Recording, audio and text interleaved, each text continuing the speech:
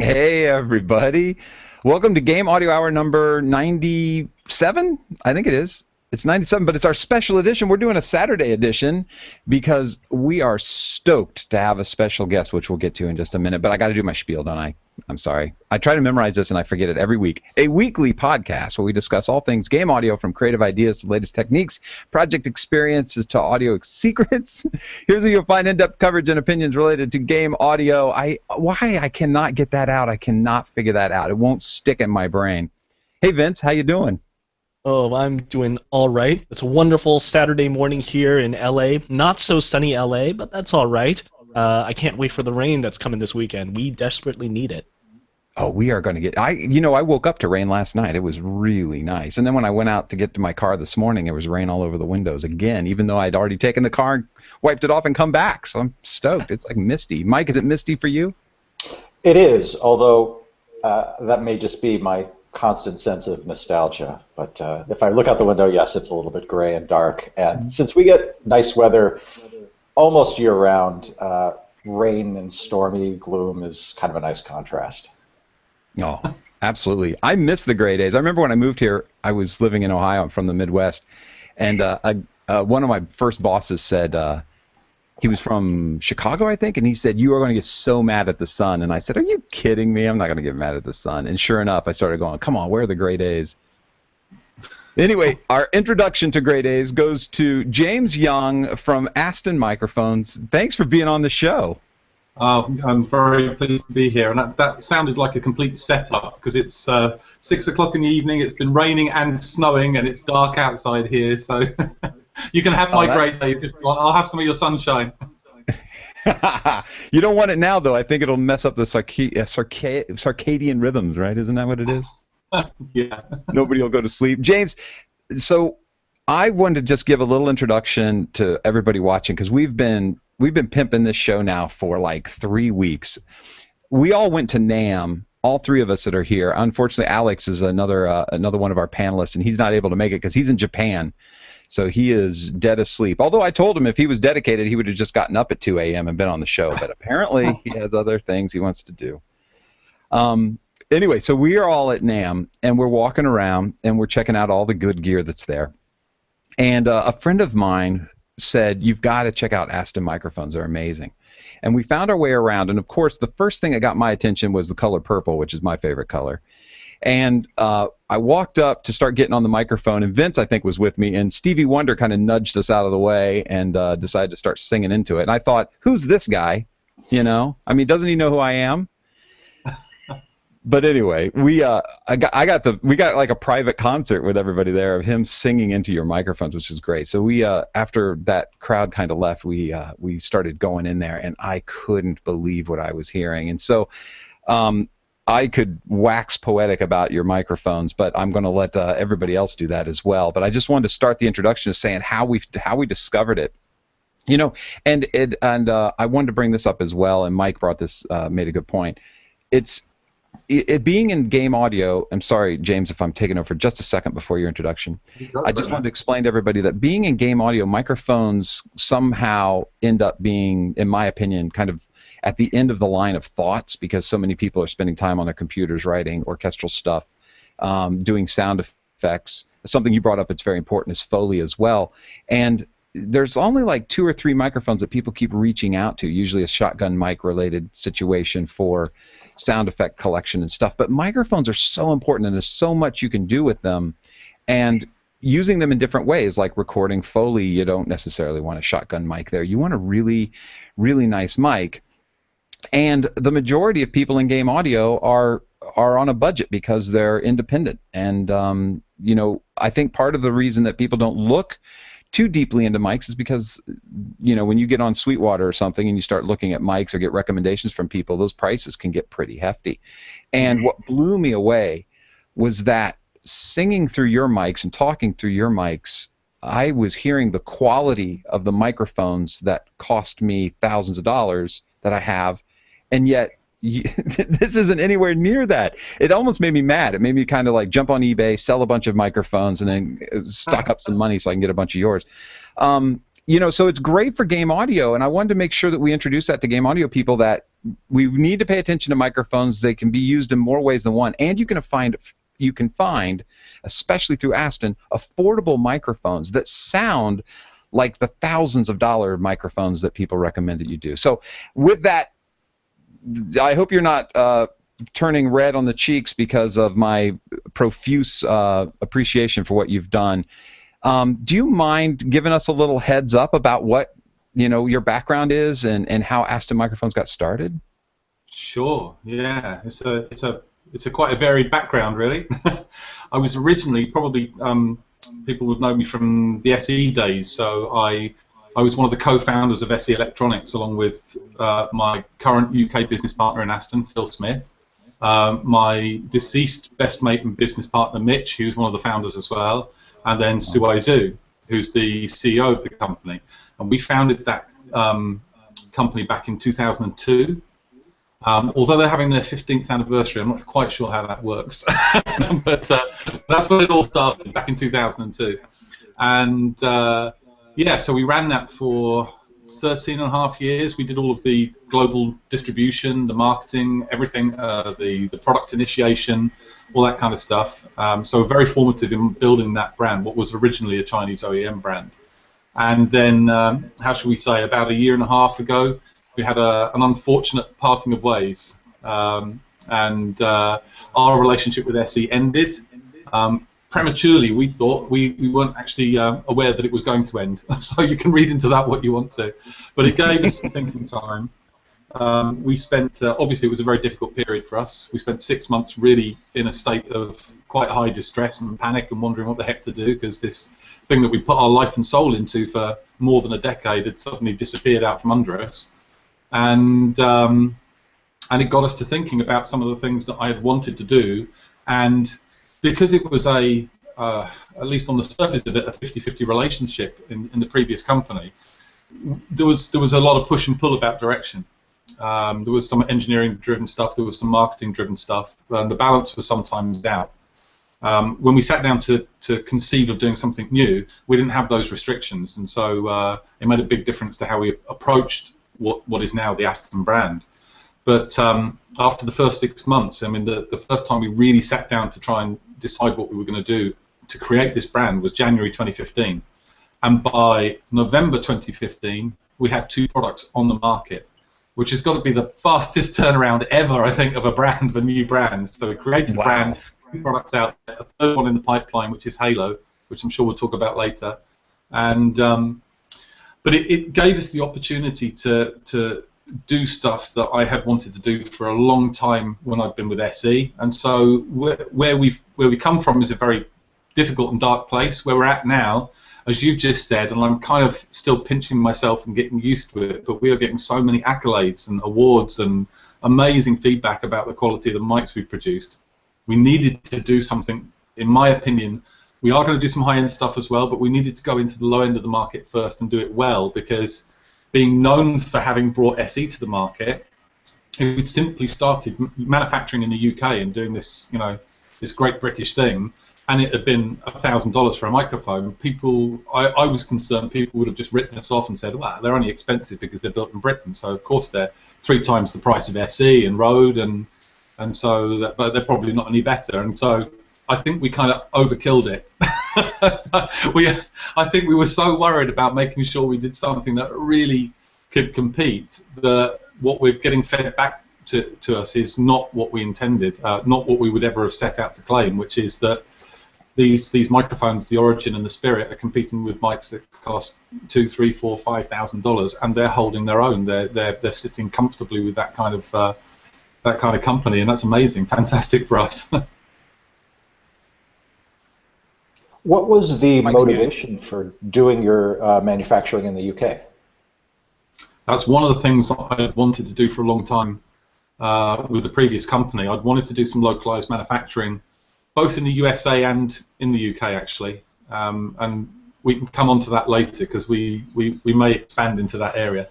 I thought it was important for a lot of reasons. The weird thing about the music industry in that respect is that the UK is certainly, these days, at least the second most important music market in the world in terms of opinion forming, not necessarily volume, but in terms of the Western market and driving that market forward, the sound of the industry.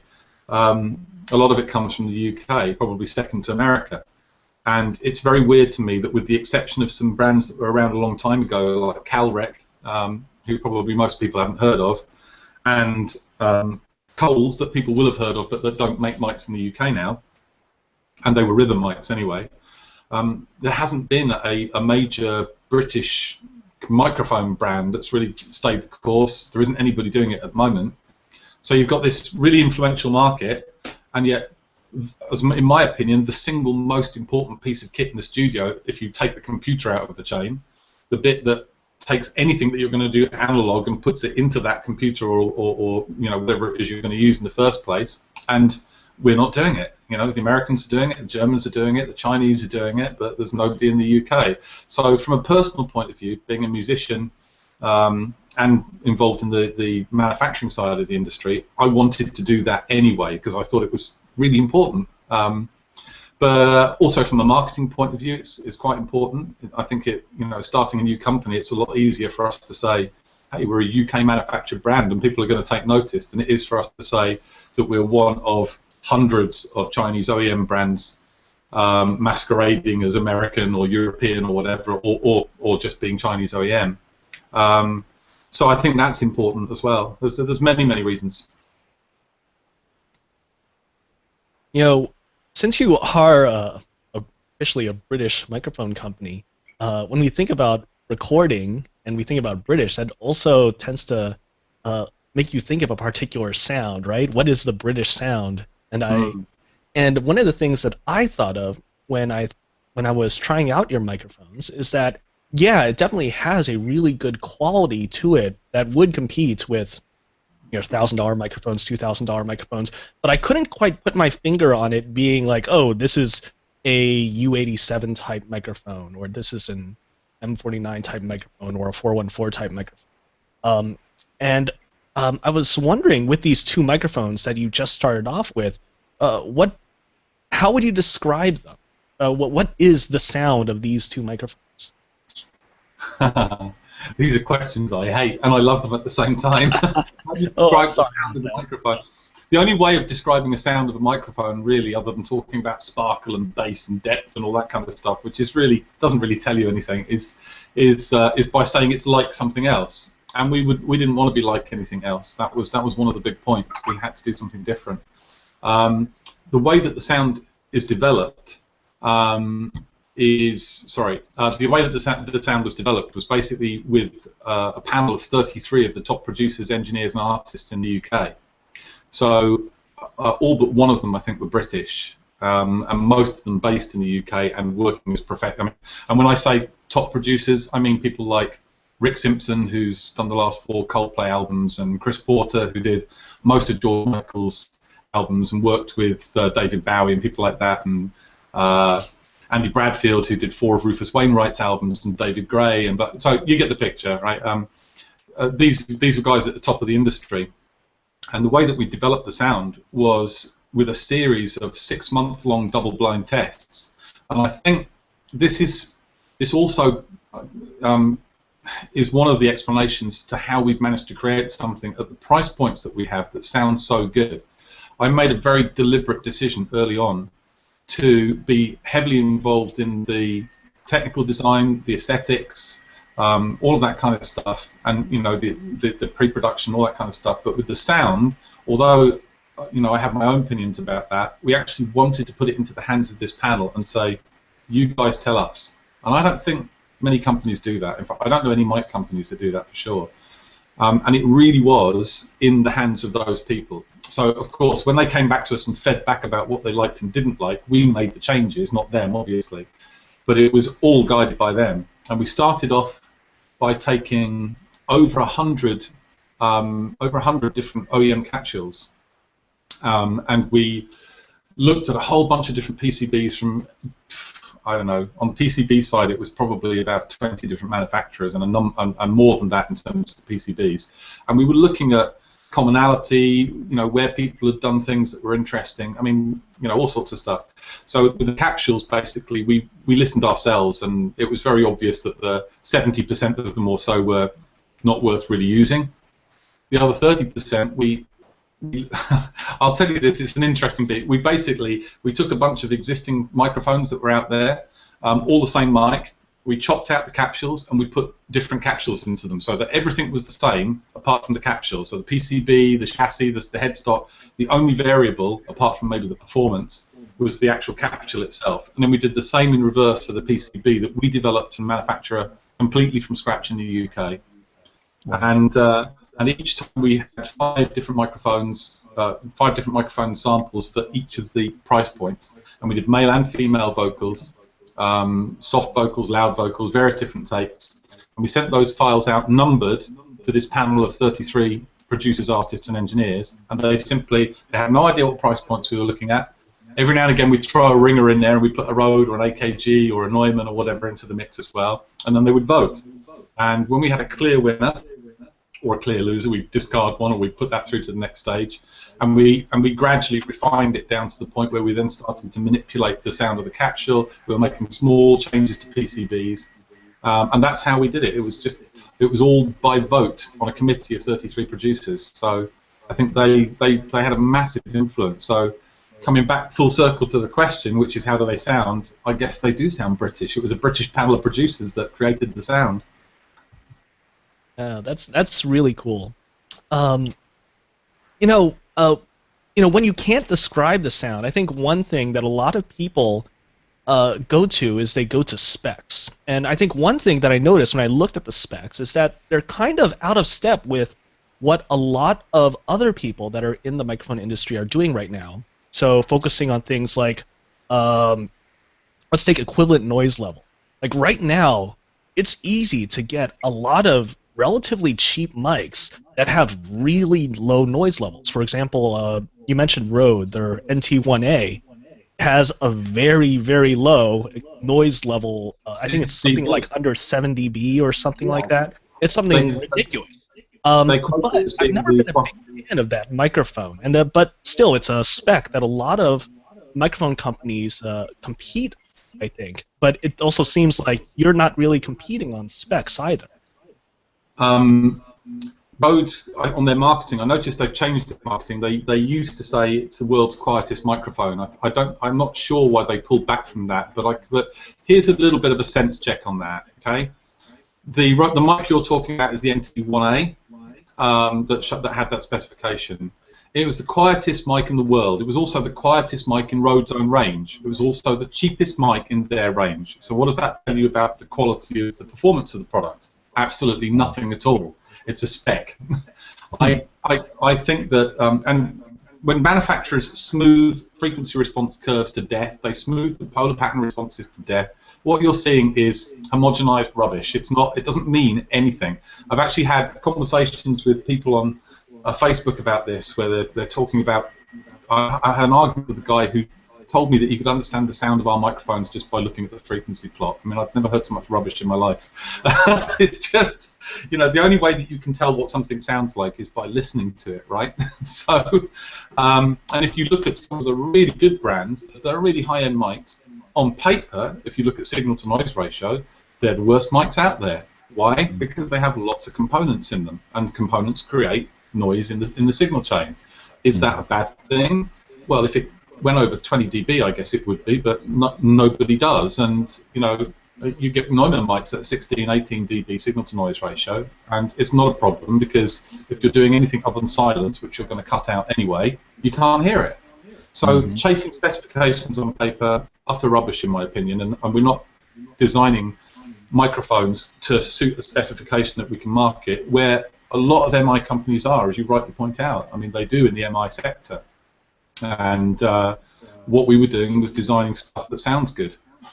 The specifications are simply there for people to read what comes out of a computer printout when you put it through a test rig.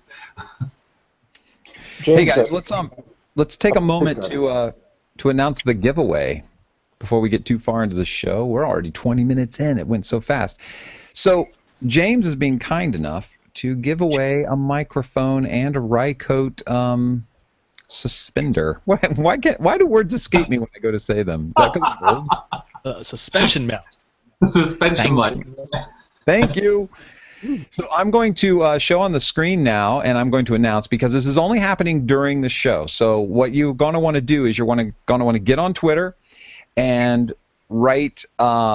send a tweet to actually write some kind of word in there. It doesn't matter, because before you do ats, it's very confusing. Just write a word. Just say awesome or whatever, and then write at Aston_Mics, which you're going to see here in a minute, and at Game Audio Hour with the hashtag Aston Game Audio. And I'm going to show you the screen right now. I'm kind of buying some time while I'm waiting on it to pop up. Here's the screen. Oh, good. It spread it. There we go. Does everybody see that? Oh, I see it. Am I going to enter into this? I could use another. All right. So if you guys are seeing it, then that means the masses are seeing it. And those who are listening to the show who aren't seeing it, this is a giveaway of the Origin mic by Aston with the Rycote suspenders. Anyway, put in there. Get on Twitter. Don't do it while you're driving, unless you want to pull over. I guess that's okay. Pull over on the 405 and do it. Nobody will mind. Put in there hashtag Aston Game Audio, one word, and include the at Aston_Mics and at Game Audio Hour, and you will be eligible to win this microphone. During the show, I'll be tracking all of the entrants, and then at the end of the show, the last 10 minutes, I'll pull up a random number generator. We'll throw the number, and we'll announce who the winner is, and then after that, we'll get in touch with you to get your prize. And also, we have to say, while we're here, it's a good time to say thank you to iZotope for sponsoring the show. We love you very much. There will be another iZotope giveaway coming up soon, but in the meantime, we want to concentrate on Aston, and I know iZotope does want us to do that as well. Thank you, iZotope, for sponsoring the show. I'm going to leave this up a little bit while I ask a question about sound and the way a microphone sounds. I wonder if people understand that you want your equipment to color the sound. There are some manufacturers of equipment that is completely flat, and I do respect that if I'm going to record something like a big orchestra or something, and I want to get all of those frequencies without having to go EQ it later. But as a whole, I like my microphones to color the sound. I don't want to see a completely flat response. I like the Neve pre to do what the Neve pre does, which is different than the SSL pre. And I wonder if people struggle with an understanding of how that's important, because in game audio, maybe some people are wondering, what do you think, Vince and Mike? Maybe they're thinking, I need something flat. Personally, I like my speakers to be flat. That's why I use these Yamahas, because I can hear, what's going on. I don't want the speakers to color the sound, but I want the equipment to color the sound going in to give it that character that is what makes that equipment special. Yeah, I agree with that. I mean, for me, microphones are instruments, and you don't want an instrument that is just not there. It's an instrument that you can love, an instrument that amplifies the good parts of you that you can use in a really effective way. And I think really good voiceover artists recognize that's exactly what the relationship with the microphone is. It is their instrument, and they can use it in a fantastic way. I think there's maybe a kind of a belief that coloration is an artifact of an older era, that it's a compromise that people had to accept because they didn't have any other choice. That was just the nature of the gear available once upon a time. And to be fair, there are some types of coloration or artifacts that are not desirable, but a sophisticated ear can kind of cultivate the types of coloration that are musically and aesthetically pleasing. And I think maybe, especially now that everything is done digitally, there's still a lingering fear that if a mic is not flat, it's going to distort the sound, when that's simply not true. Yeah, flat mic is a reference mic, which is very useful if you want something clinical, which is not the same thing as when you want something musical or artistic. That's for sure. And I completely agree with Vincent there as well about microphones being musical instruments. I've always said that when I was doing the SE thing as well. not just a bunch of electronics. And there are no two mics alike. Quite often, people try and bait you into saying, well, do you think your mic is better than blah, blah, blah? And the answer is no. In fact, I usually say to people, there are no bad mics. There are only bad applications. And that's kind of a little bit tongue-in-cheek, because obviously some of them really are awful. but in general, once you get something reasonably decent, you might find that it suits a voice better, one person's voice better than another. It might suit a guitar cab better than another microphone. There are so many different applications. It depends what you're trying to record. And I think that part of the difficulty, especially in the MI market, is that people on a budget are looking for something that's going to be a jack of all trades, which is difficult to find. And the more budget you have, the more different tools that you can have, and microphones. It's like if you're recording guitars on an album, you don't want to use the same guitar for every song. It's the same kind of thing. You need that palette. You need coloration. You need changes. I also need you to tell my wife that. Yeah, if you're recording this, I just did. It's fine. You can use it. Thank you. I'm going to put it on her phone as a ringtone when I call. So, James, could you talk a little bit about the difference between the Origin and the Spirit? Yeah. So now that was baiting me again, wasn't it? So, yeah, I can now to give you the quick answer on how these sound, if I had to describe them. The Origin is very natural and pure sounding. Again, these are just words. This doesn't compensate for you actually listening to something. Of course, it just gives you a flavour of what they're like. But it's very, very natural and pure sound. That's the only way I can describe it. It seems to be how you want yourself to sound. I can't say it's uncoloured, but you don't notice the coloration. So I would say its applications are very well suited for anything which is acoustic or something that you want to sound organic and natural. Jazz, folk, that kind of stuff, or rock vocals, whatever. But if you want something which is more present, the Spirit, they're very different sounding microphones, even though they look similar. The Spirit's got a lot more open top end, and it's got that kind of high frequency sparkle in it, almost like something that's adding even harmonics in there or something, So it's really good for picking out harmonic frequencies if you're doing instrument miking. Not that the Origin's bad for instruments, it's not, it sounds great, but it gives you a different kind of presence. And if you're trying to do something which is a slightly more aggressive vocal style, something more poppy, or you want it to kind of stand out a little bit, the Spirit will do that. The Origin's more subtle, it's more refined, I think, in that sense. Yeah. Where's the best place for people to test the mics here in the States? Where would they go to do a shootout?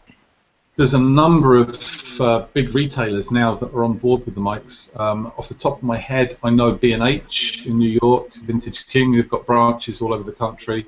Guitar Center are about to go nationwide with them, so they're going to have them in pretty much every store. So that covers quite a lot of bases, and there are other dealers as well. I know Alto Music and DVE store. There's a bunch of different places, and several of them have got money-back guarantee policies as well. So if you struggle to get to somewhere where you can try it out, well, you can buy them, check them out, and if you don't like them, you can send them back. But that's a dangerous sport with these mics because they tend not to go back. I imagine. And a good sign is that the supply in the States is what's the word I'm looking for? I mean, I don't want to say they're out because they're not, but you guys are shipping some more to the States, right? Because they're going so fast. Yeah. Well, our distributor is out of stock. We've just sent another big shipment through to them. It's been amazing for me. Again, without kind of harping on about the past. I mean, it took us a long time to get any kind of foothold at all in the USA, and it's a notoriously difficult market, especially for European brands to get into. So considering that we only put the first samples out to anybody back in November last year, to be in GC that's unheard of. It doesn't happen. It just does not happen in 2 months. No way. And B&H, the same thing. And Vintage King actually put out a press release and then backed it up with another 3 or 4 saying these are the best budget condenser mics we have ever heard. And retailers don't say that kind of thing because it's so political in retail. So that's a really bold statement for them to make. And Yeah, they've been very supportive of it. It's been really amazing time for us. I want to take a few questions from the chat room, if that's okay. It's on fire in the chat room right now. So I'm scrolling back, guys. If I don't get to, guys and gals, excuse me, if I don't get to your question because I'm scrolling backwards, restate it. Don't be shy. Just put it back in the chat again. So from Jazzy, is this mic innovative compared to the others in the market? I would say yes, but to ask it in a different way, where are some of the standouts that this mic has for orchestral instruments? Would you say the Spirit would be the kind of mic you would want to use on, say, a cello or something, or the Origin maybe would be better on something pure like flutes? No, these are, as I said before, they're very different microphones, and what I've actually found is I could cite you any number of people that have said I've got the best trumpet sound I've ever had on the Origin, and other people have said I've got the best trumpet sound I've ever had on the Spirit. They're two different flavors, and very deliberately so. And although the Spirit is multi-pattern, and therefore you can use it for different applications like omni-patterns for overheads or guitar miking, which you can't with the Origin, they sound so different from each other. It's not really a should I have this one or this one. I think if you've only got the budget for one, you probably need to try and define what your style is. And as I said before, if it's a more poppy kind of present upfront style, then the Spirit is the mic that's going to suit that, and with the Origin the opposite. But yeah, we've got everybody using both of them for the same applications and getting different sounds. The innovation bit. Sorry, yeah, the innovation bit is what I'd want to pick up on though, because I've spoken about the sound, but the technical innovations, we've got design patents on several different pieces in the microphone, stuff that people have never done before. And when you look at the mic, the first things that people tend to notice, the first thing that people notice is the mesh head. It looks, the waveform spring looks so different to everything that's out there. Awesome, and also, also there's no paint. There's no paint on the microphone. This is British engineering. We didn't have to cover it up. And when we started out with this, we had to literally design it from the ground up and try and find ways that we could reduce the costs, because we couldn't compete with Chinese manufacturing if we just did the same thing. And it's why so many companies buy from China, put a paint job on it, change the badge, and say, "Hey, it's American," or "It's European." It's this is my brand. I mean, it's what the vast majority of brands are. And I didn't want to do that. I've kind of already done that once, and I wanted to do something different. So if you think about paint on a microphone, you're probably looking at about in the region of $10 to do a decent paint job on a microphone at cost, which translates into $50 or $60 at retail, because it's got to go through from manufacturing to distributor to retailer to the end user. So by building something which is so well engineered that we could just use raw components and we don't need paint, we've saved the consumer $50 or $60 on the retail price, but we've able to give good quality on the sound. And the only bit of finishing on the mic is the tumbled finish on the chassis.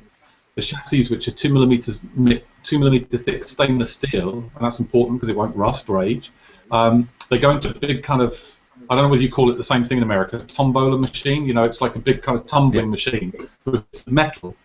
It just pounds the heck out of the chassis, so you end up with something very smooth. It's got a beautiful patination on it, but you can't scratch it, you can't dent it, it doesn't fingerprint, it won't age. You know, it'll look as good in 10 years' time as it does now. That's engineering innovation.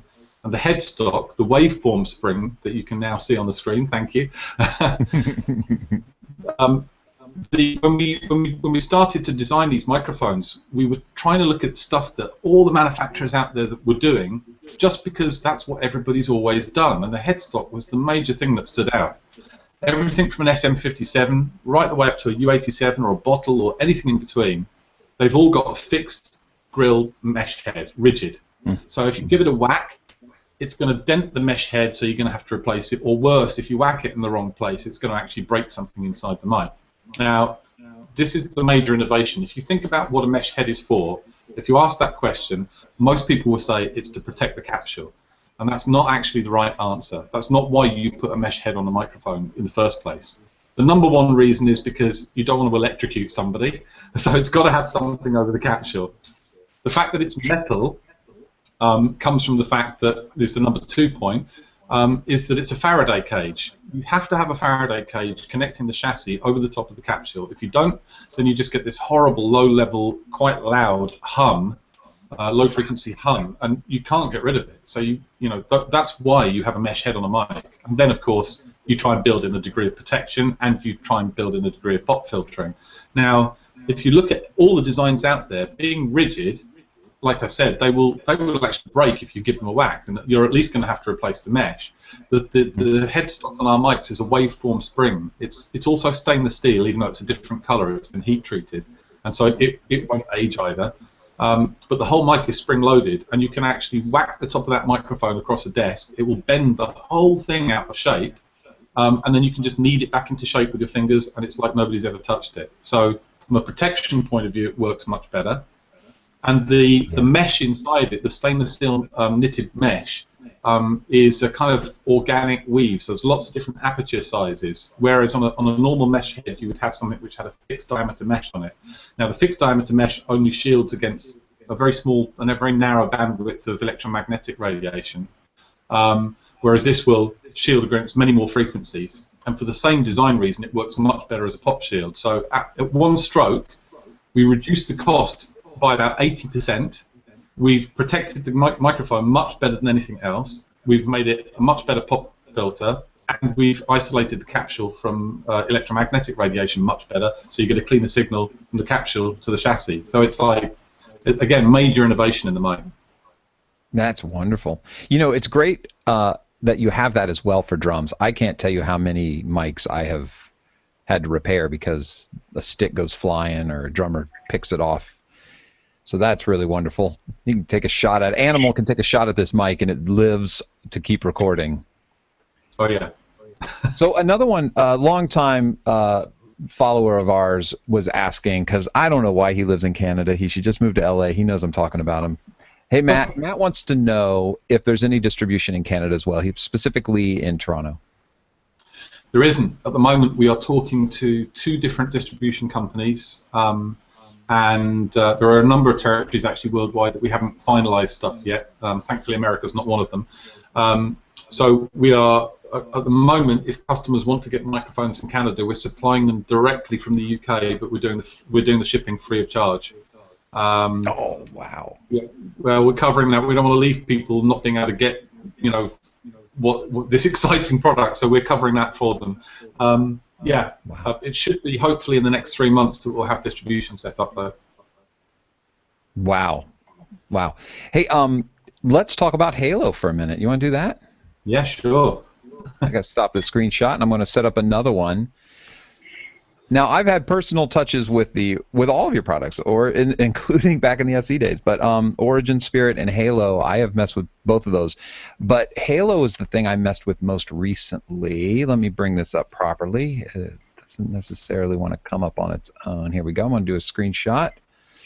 Screen share, excuse me. Here it is. I recommend these all the time to people who are doing voiceover because they're a lot of people are in a bedroom doing their production. They'll have a voiceover artist come in and do some recording, and before there was any kind of screen that would block the sound, it was about hanging blankets or doing it in a closet full of clothes. And I have been recommending the Halo like crazy because I did what I guess a test, an A/B test with another, and this one blew the other way because it has that concave shape to it, and it was catching the reflections off the ceiling and the floor, which I'm not sure if we talked about that in the green room or if we already talked about it on the show, but that's so important. Tell me more about another innovation you guys have come up with and what drove it. Yeah, I should start by saying that I'm gonna put myself out there now and say we don't want to bring any products to market that don't innovate. We're not interested in doing stuff that's already been done before because, frankly, what's the point? I mean, other than financially, there is no point, and that's not as interesting to me as innovating. But we have to innovate in terms of stuff that people want to buy, or we won't be able to continue doing it, obviously. So I had a heavy involvement, clearly, with the previous company that I was with in developing the reflection filters, and in fact conceiving the original designs and bringing it to market.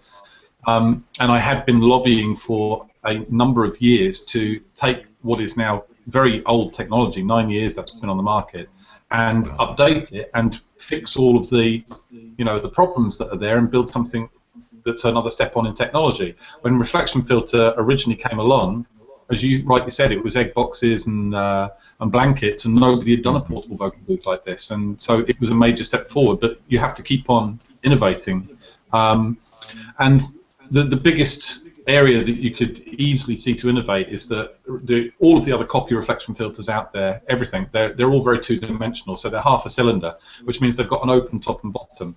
Now, in most people's rooms, the most reflective surface in the room is the ceiling, and if you don't have a carpet, then the floor is probably going to be the second most reflective surface, and those are exactly the 2 points that don't get covered by the reflection filter because they don't have a top or a bottom.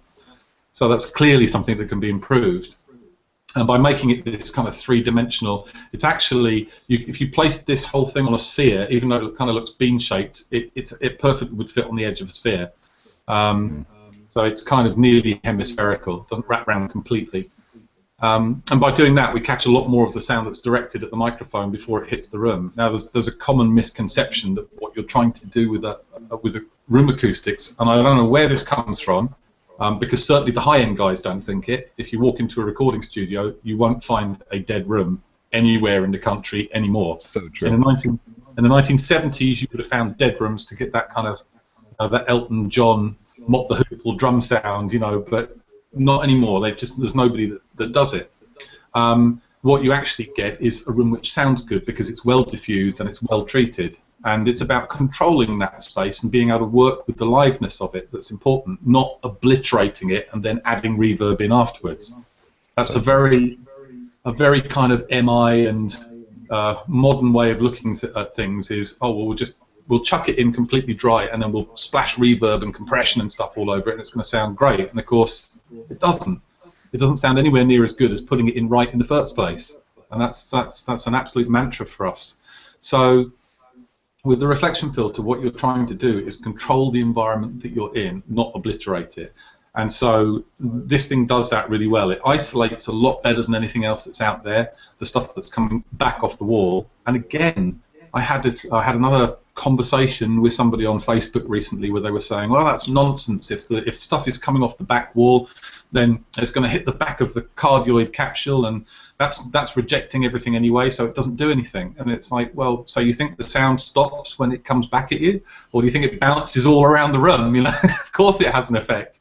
So reducing the amount of the source audio that goes into the room by adjusting where the mic is in the filter as well helps you to control the amount of room that you're getting there. The other thing about the Halo is that, which you can't tell from looking at it, is it's super lightweight, and it's actually made from a patented PET felt. Now it's actually recycled plastic bottles, which makes it sound cheap, but it's not. It's very green, which is also an important part of all of our packaging is 100% recyclable and 84% recycled materials. This product itself is 70% recycled materials, but it's very high tech and it's a very expensive process. So don't confuse that with it being, cheap. It's not. But the reason we chose that material is because it's a much more acoustically absorbent than just standard acoustic foam, and you can mold it into these rather beautiful shapes, which is very expensive to do with foam as well. So lots of innovation there. The actual material is patented, the design is patented, the process of building it is patented as well. And then the other thing that is an innovation on this product compared to all the other reflection filters that are out there is the hardware, which is notoriously bad, very difficult to set up, tends to make the microphone stand heavy on one side, so it's very easy to topple over. Yeah, and you'll find you can put this on any stand, and it's the center of gravity is right over the mic stand, so it won't topple over. The metalwork is really well, again, British designed and engineered. It's very, very, very nicely made, and you've even got a little cable tidy. If you look at the hole at the back of the kind of arm that pokes out, you can thread your XLR cable through that and plug it into the microphone, and it doesn't knock on the stand and get in the way. So we've really tried to think of every detail on this thing. Man, that's great. Oh, I'm hearing myself. Am I coming over somebody's speakers? Might be. Oh, it might be James's, maybe. I'm not sure. I'm not going to worry about it, though. There was another question I had here. I was actually going to ask you about green packaging, but it ended up you already covered it. Sorry. Are you doing matched pair microphones? Not yet. No. We get asked probably, I don't know, once a week by somebody, so it's relatively unrequested. But we can match them. We can match them at the factory. If somebody really wants a pair, they're very close anyway, and we're able to do that before we send them out. So if somebody really wants them, we can do that from the UK. Oh, that's cool. You know, speak to that. I don't really, even myself, I have fallen for the just get a matched pair if you're going to use stereo, you know, two microphones. What's the benefit of having a matched pair?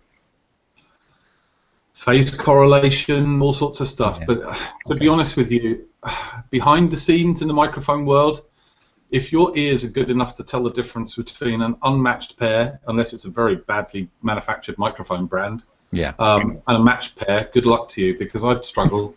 The tolerances are so fine that you know there really shouldn't be that much difference between batches of microphones that come out 6 months apart. I'm pretty sure also that a lot of the matching that's done out there is tailored. Let's put it that way. That people just pick them off the production line and put a matched frequency plot sheet in anyway, in many of the brands that I know. So basically, what I'm saying. Sorry. Oh yeah, just guys taking them off the shelf and saying, "Oh, this seems close enough." Yeah, really. I know that goes on. I know it goes on in a number of brands, and you know they can get away with it because 99.99% of people out there would never be able to hear the difference. The tolerances are that fine in manufacturing now. You know, unless it's OEM. OEM stuff tends to be very variable. So, but with what we're doing, if we could actually take it, put mics through a frequency, you know, get a frequency plot and match them as closely as people want them to be matched. But if you took two different mics out of different production batches, I wouldn't be able to tell the difference. And I've got pretty good ears. No, that's good to know. It's good to hear it said too, because it'll help a lot of people understand when they're reading through all of that. It's interesting. Describes a microphone. People quite often ask for consecutive serial numbers if they can't get matched pairs because they think that's going to give them something which is closer together. But again, that doesn't make any difference really. Now, what about mic pre's? Are you thinking about? Well, I don't know if you can even tell us, but I'm going to bring it up anyway. Are you thinking about mic pre's, making mic pre's later? And also on that note, what's your personal favorite mic pre's that you've been using with your microphones? I have a vested interest in that, so I can tell you, but it would be cheating. Rupert Neve Designs, they make. I mean, Rupert is making the best audio gear he's ever made. He's still involved in the company. The Portico stuff is amazing. The 500 series stuff is amazing. The Shelford series is some of the best mic pre's ever made, I think. But I'm quite closely linked to that company, so I would say that anyway. Focusrite makes some very good MI and mic pre's. The thing is, actually, there's more mic pre manufacturers out there, I think, than there are microphone manufacturers. There are hundreds and hundreds of people making mic pre's. Everybody with a garage, I think. I can't tell you about what our plans are. I'm sorry. A very good friend of mine who also works in the company has taught me over a number of years to keep my big mouth shut. So, fair enough. I can tell you what the next product will be. After the Halo, we're going to do a stereo pencil mic. So that's the next thing. Oh, nice! I'm writing that down. Do you have? Does that have a name yet? No, I can't tell you that. Oh, okay. It'll be personally, I think. Sorry, James. Go ahead. It'll be out around September time, and it's very, very innovative. I can tell you that. Wow, I'm writing that down right now. Hey guys, we got some more questions. I've been hogging the show. James, you mentioned to us off the air that you're a musician yourself and that you've got an album coming out. And I'm curious what kind of mics you used on your own recording and how you apply different mics to different instruments and different sound sources. I actually, of course, used a lot of SE mics for a start because I was making them at the time. And I used a varied palette. I mean, AKG 414s, U87s, U67. I was lucky enough to to have a play with the Sony Z800, which was very nice on vocals. SE5 stereo pair was really. So on my guitar, I have a really nice Taylor Grand Auditorium and a couple of other quite nice guitars, but that's my baby. And I'll always use a stereo small diaphragm condenser microphone on the guitar itself. I found using large diaphragm condensers, single mics, it's good if you want a more kind of folky room sound, but if you want something that's really going to just give you a beautiful and full acoustic guitar sound, a stereo pencil mic's the best way to go. And the RN17s as well are fantastic for that. KM184s, also, you know. But again, what I said earlier, I think it's for vocals. If you're recording one album, you need to decide what your mic pre and your mic are right from the beginning, and use the same thing all the way through. Because as I've been told by a number of producers, the music is a backing track to the vocalist, and the vocalist needs to be recognizably the same through the album and not confuse people. Whereas the instruments, you want those to change, and you want different palettes of colors. So use as many different mics as you can, and as many different instruments as you can to create palettes of sound to back the vocalist, and then keep the vocalist absolutely straight. But everybody's different, right? You know, I'm just realizing, because I was thinking that I really couldn't put a finger on what it was about the Origin that made me think, yeah, this is a cool mic, but I couldn't quite connect the dots. But since you mentioned the Sony Z800, I realized, oh, there's a little bit of that in there.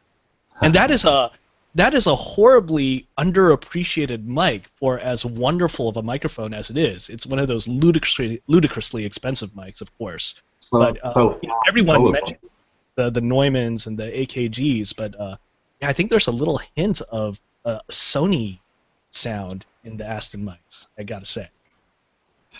Well, we actually had the very, very first review that we had, which was by Music Technology magazine in the UK. They had the Origin down at Metropolis Studios, which is one of the largest studios, you know, big recording studios, very famous. Maybe not in the US, but it is in Europe. And the artist, the producer, and the engineer, and the reviewer, who also works at Metropolis Studios, took the Origin and put them up against the AKG C12 VR and the Sony Z800, and they chose the Origin, blind testing, to do the rest of the album with. So, wow. So that was like, that's what kicked the whole thing off, and we were kind of in shock when we got the review through, because the C800 is a beautiful, beautiful mic. It's an amazing microphone, incredible. Wow. Well, we have 10 minutes left. Do you guys want to talk about pulling the drawing and seeing who the winner of the microphone is? Seems like a great use for that stretch of time. Random number generator. Let's see what we get here. And plugging it in to see if I can hit some thing. All right. Here we go. I see some guys on the hashtag there. Do I have a snare? Hold on. I might have a snare. Yeah, we should get a nice drum roll since we're doing this live for once. Yeah. Fair enough. Wait a minute, where's my time too? Or maybe a sax trill, just to do something different. Go for it. Okay, hold on here. I'm making sure I've got everybody listed. I do. Okay. All right, I'm ready to hit this button. Who's ready to do the drum roll? Do you got one, Vince? Wait a minute. I guess it's not playing here. That's weird. Yeah. Don't worry about it. I'll just do it with my mouth. Brrr, okay. And the winner is... Okay, I have the winner. Let me get over here. The winner is Jazzy Amy. Congrats! Jazzy Amy. Yes, in the chat room and everything. Give me some applause support here. I was the only one clapping. Show some enthusiasm. Mike is so sensitive. We will be in touch. I will connect with you on Twitter through a direct message and get your email address, and then we'll start the ball rolling from there. Congrats, Jazzy Amy. I got it. Oh my gosh, there's so much. There we go. Type in congrats in there. Hey guys, let's Kyle, can I ask last 5? Yes, please. You said you had a random number generator. I mean, have you got actually numbers against people that you're looking at there? Yeah. Who's number 33? Oh, number 33 is going to be Matt M. Okay, can we give Matt M a halo, please, from me? And I'll explain why in a second. Okay. What? Hold on. Christmas here. The free gifts are falling from the sky. He's Wow. going to be one of the first people in the US to get one as well. That's awesome. Hold on. Let me type it in here and make sure he knows. Congrats, Matt M. Wow. You've won a Halo. There it is. That's fantastic. So what's the significance of 33? My best mate and business partner, who I knew since I was 6 years old, and who founded the first company with me, and then he died 5.5 years ago, and he was a young guy. So yeah, but his favourite number was 33, and we had a big 33 on the wall behind where his desk was. So I kind of. Wow. Every time I got the opportunity to do something with it, I do. And when you mentioned random numbers there, I was like, I know, we can do something with that. Man, that is fantastic, and I'm sorry for your loss. That cuts deep, I know. But what a wonderful way to represent him. Yeah. Oh. Well, I have no more questions. We have 3 minutes left of the show. What have I forgotten, guys? Well, I always forget something.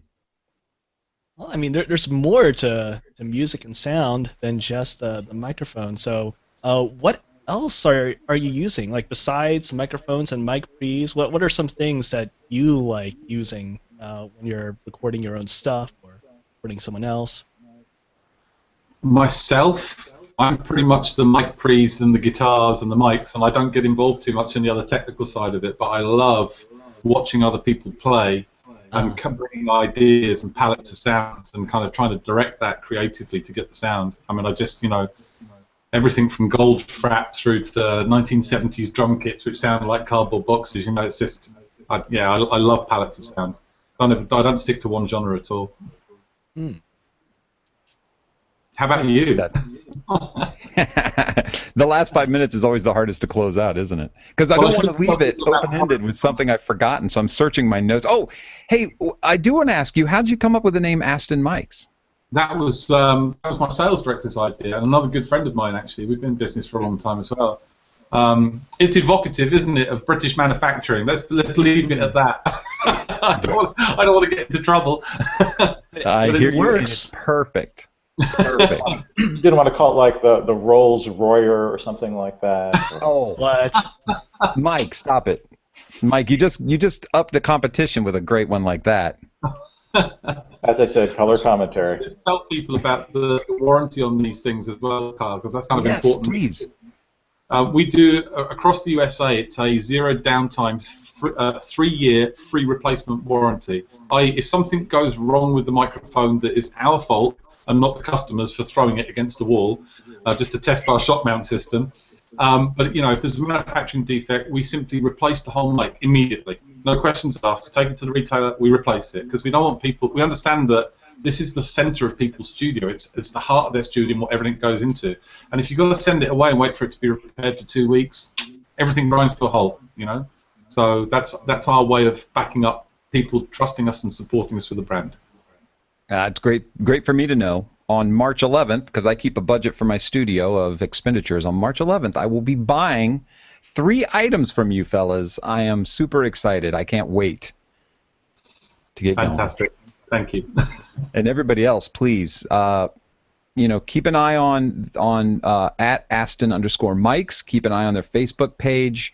Contact your dealer at Sweetwater. And try to get near these mics. Check out the Halo. Unbelievable. Especially if you're going to be doing VO stuff and you've got a very reflective place. That Halo will blow you away. I think Matt M. will definitely attest to that in a few weeks' time. Other than that, James, thanks for being on the show. Thank you to your team for helping me get this set up. We're honored to have you here. I can't believe what you've pulled off. Thanks for all the SE stuff you did, too, because it deserves a good shout-out. I mean, SE has kept so many of us alive as well. But absolutely. I'm so glad to see you moving forward with Aston and growing this brand, and it's unbelievable. Congratulations. Thank you. And if anybody has any questions or they want to contact me, you can feel free to give out my email address. I'm happy to deal with any questions that people have. It's all cool. Thank you very much, guys. I'll tweet that out after the show, actually. Hey, Thank you so much. And thanks to the chatties. Again, like I said, follow at Aston_Mics. Check out their Facebook page. Just look for Aston Microphones. Easy search. Also, thank you to the live chat room for being part of this. Congratulations to the winners.